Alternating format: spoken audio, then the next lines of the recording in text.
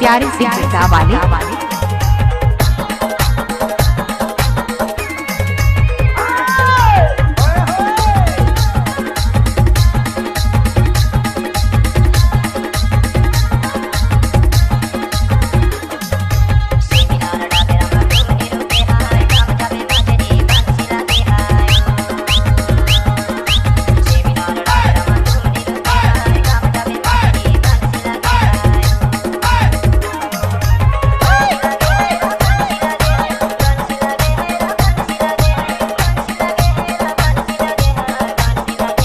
DJ प्यारे सिंह जगदा वाले।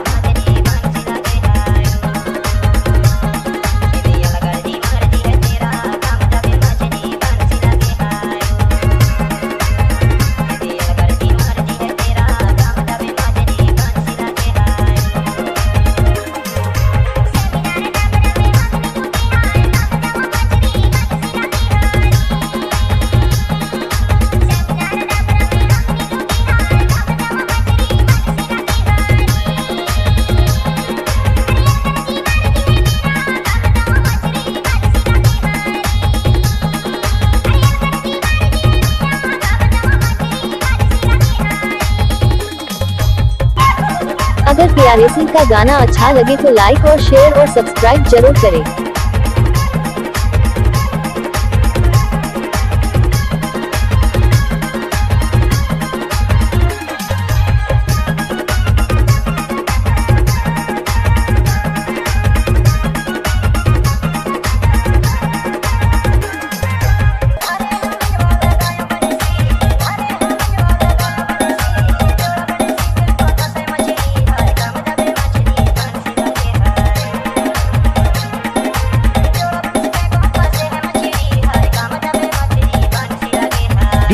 प्यारे सिंह जगदा वाले।